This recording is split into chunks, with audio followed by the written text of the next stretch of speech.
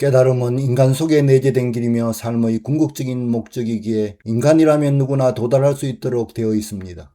하지만 누구에게나 가능하다는 말이 아무런 준비도 하지 않고 시간이 되면 저절로 이루어진다는 말은 아닙니다. 실제 그것이 얼마나 어렵냐 하면 한마디로 말해 중생은 절대 혼자서 깨달을 수 없습니다. 깨달음은 인간의 근본이 완성된 경지를 말합니다. 그러기 위해서는 마음이 완전히 맑아져 세상을 있는 그대로 보고 세상의 모든 문제를 해결할 수 있는 힘과 지혜를 얻어야 합니다. 이를 위해서는 자신 속에 있는 모든 어두운 업과 삿됨을 지워야 하며 세상을 바라보고 열심히 살면서 힘과 지혜를 길러야 하는 것입니다. 그런데 요즘은 명상이 유행하여 가만히 앉아 자신의 마음자리만 밝히면 바로 깨달음을 얻는다는 수행법이 유행하는데 업이 숫덩이처럼 가득 차 눈앞의 일도 바로 보지 못하고 무엇이 좋은 건지 나쁜 건지 알아보지도 못하는 사람이 어떻게 혼자서 마음을 맑혀 명경과 같은 맑은 마음을 이룰 수 있겠습니까? 그것은 마치 수설가라 거울을 만들려고 하는 것과 같이 어리석고 인과법에 맞지 않은 일인 것입니다. 이와 같이 이치에 맞지 않는 말법이 초기 불교의 사실성과 실천성을 훼손했기에 현 불교가 관념적이고 무기력해져 버린 것입니다. 부처님도 말씀하셨지만 중생이라는 것은 눈만 떠 있을 뿐이지 바로 눈앞의 일도 알아보지 못하는 눈뜬 장님인 것입니다. 그 이유는 중생의 근본 속에는 업과 욕망이 가득 차 있어서 세상 일을 있는 그대로 바로 보지 못하고 업을 거쳐 보기 때문에 자기식으로 자기 이익에 따라 판단한다는 것입니다. 이렇게 자기 업이 시키는 대로 세상의 문제를 보고 풀어나가니 세상 흐름과 달라 항상 실패를 보게 되고 업은 점점 더 커져서 근본이 더욱 나빠지게 되는 것입니다. 이렇게 앞을 보지 못하는 중생이 깨달음을 얻기 위해서는 세상을 바로 볼 수 있는 참된 진리의 인연, 즉 깨달음과의 인연이 필요합니다. 인과의 법칙상 세상을 있는 그대로 바로 보기 위해서는 완전한 깨달음을 얻은 사람의 시각을 얻어야 하며 깨닫기 위해서는 진정한 깨달음을 얻은 사람을 만나 그 길을 배워야 하는 것입니다. 안개 속에서 세상을 보며 그럴듯한 환상을 이야기하는 거짓된 자를 만나게 되면 결국 똑같은 안개 속에서 세상을 보다가 영원히 깨달음의 길에서 멀어지게 되는 것입니다. 그래서 참된 깨달음의 인연을 만나 참된 진리를 배우고 깨치게 되면 무엇이 세상 이치에 맞고 틀린지를 보게 됩니다.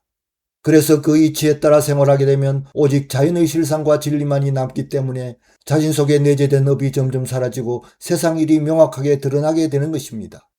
그래서 맑은 마음과 세상을 축복하는 사랑과 세상을 바로 보는 눈과 세상 문제를 풀어가는 지혜가 생겨 인간의 근본이 완성되는 것입니다.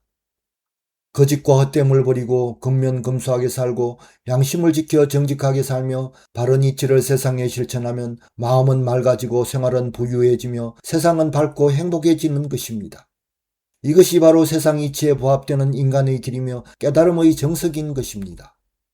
이렇게 진리의 길을 가는 데 있어서 몇 가지 불변의 진리가 있습니다.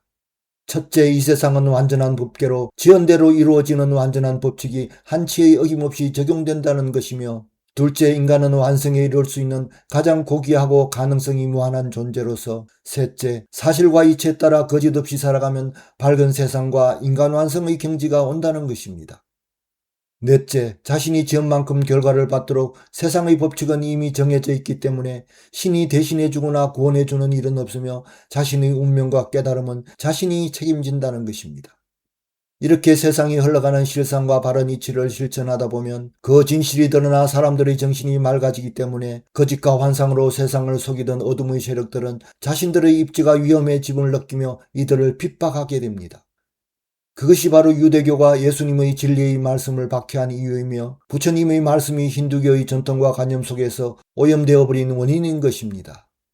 그래서 이러한 진리를 열심히 실천할수록 어두운 세력과 부딪히는 일은 더욱더 많아지고 그만큼 더 애가 타고 열이 나 그 뜨거운 열로 업이 불타 사라져 맑은 마음을 이루게 되는 것입니다.